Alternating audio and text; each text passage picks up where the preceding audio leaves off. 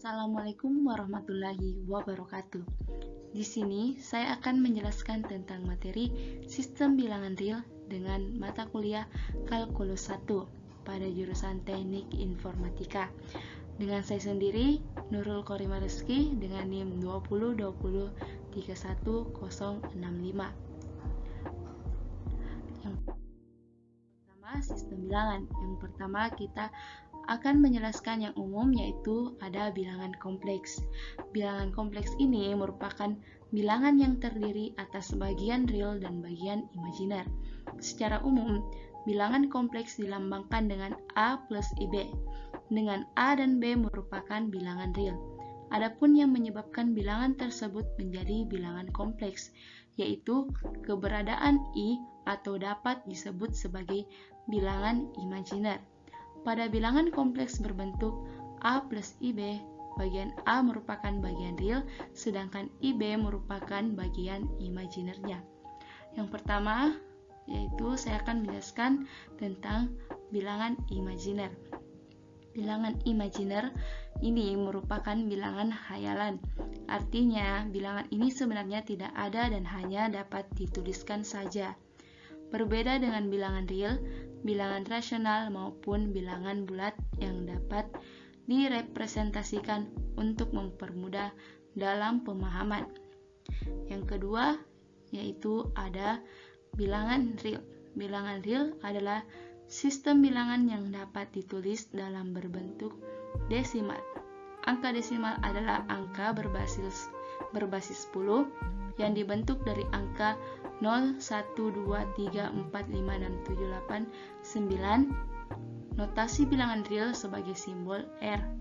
Setiap bilangan real dapat didefinisikan sebagai suatu titik pada garis bilangan.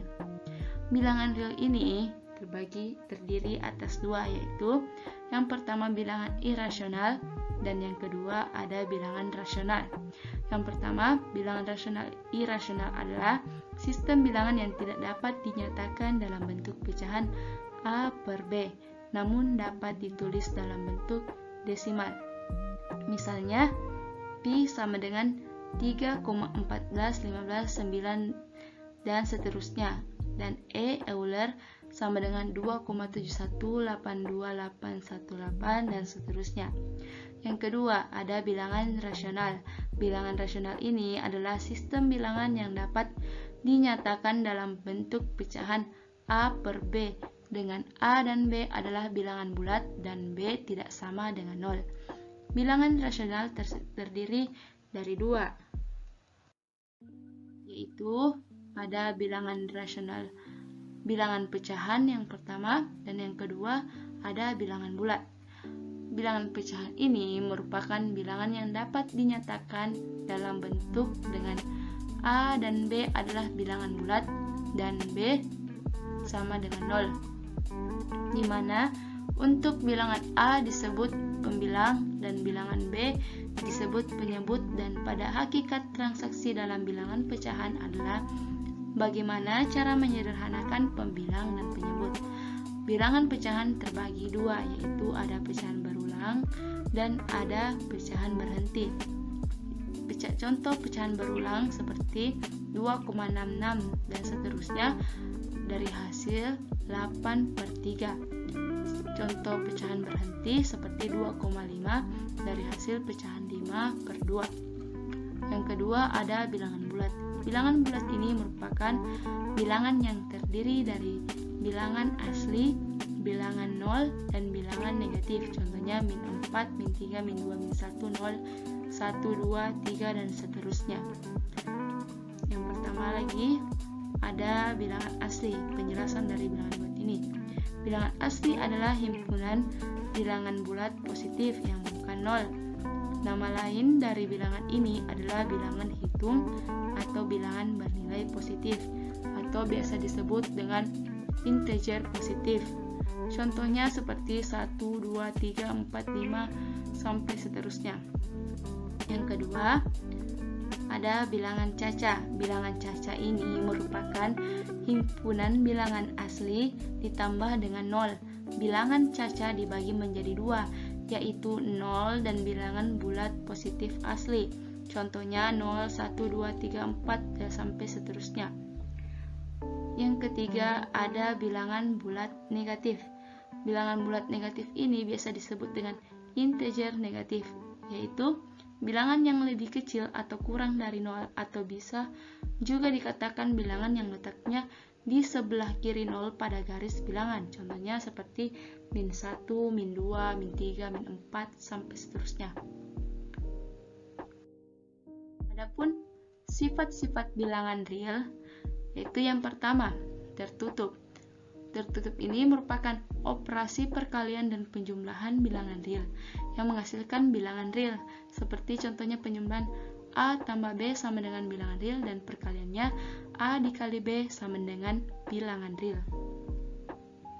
Yang kedua, ada asosiatif. Asosiatif ini merupakan penjumlahan atau perkalian 3 buah bilangan real yang dikelompokkan secara berbeda mempunyai hasil yang sama, seperti pada penjumlahan A ditambah buka kurung B tambah C tutup kurung sama dengan buka kurung A tambah B tutup kurung tambah C, dan seperti di perkalian A dikali B buka kurung B dikali C tutup kurung sama dengan buka kurung A dikali B tutup kurung A tutup kurung kali C. Sifat yang ketiga yaitu komutatif. Komutatif ini merupakan pertukaran letak angka pada penjumlahan dan perkalian bilangan real mempunyai hasil sama, seperti A ditambah B sama dengan B ditambah A, dan pada perkaliannya A dikali B sama dengan B dikali A.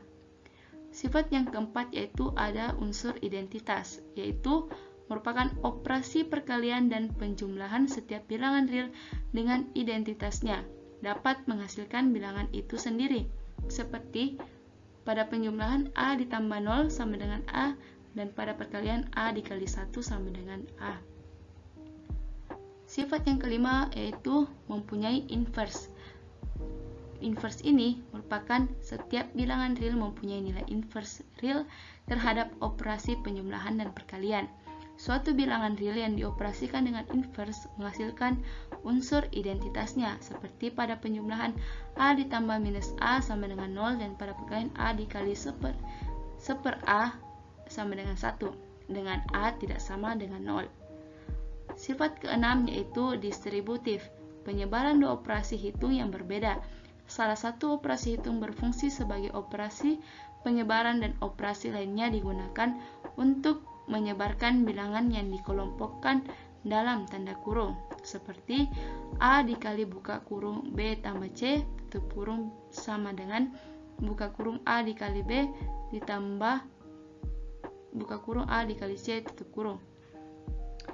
Sifat yang ketujuh atau yang terakhir yaitu tidak ada pembagi nol, yaitu pembagian bilangan real dengan nol menghasilkan tidak terdefinisi atau di sini tidak berlaku.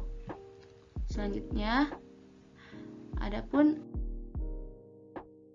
sifat-sifat urutan dari sifat-sifat bilangan real yaitu yang pertama ada triktomi, yaitu jika X dan Y merupakan bilangan real, maka tepat salah satu di antara berikut yang berlaku, yaitu X lebih besar daripada Y, atau X lebih kecil daripada Y, atau X sama dengan Y. Yang kedua ada ketransitifan, yaitu jika X lebih kecil daripada Y, maka Y lebih kecil daripada Z, maka X lebih kecil daripada Z. Yang ketiga ada penjumlahan, yaitu jika X lebih kecil daripada Y, maka X ditambah Z lebih kecil daripada Y ditambah Z. Dan yang terakhir yaitu ada perkalian, yaitu misalkan Z lebih besar daripada 0 dan X lebih kecil daripada Y, maka Z dikali X lebih kecil daripada Z dikali Y, dan misalkan Z lebih kecil daripada 0 dan X lebih kecil daripada Y, maka Z dikali X lebih besar daripada Z dikali Y. Oke. Cukup sekian materi saya.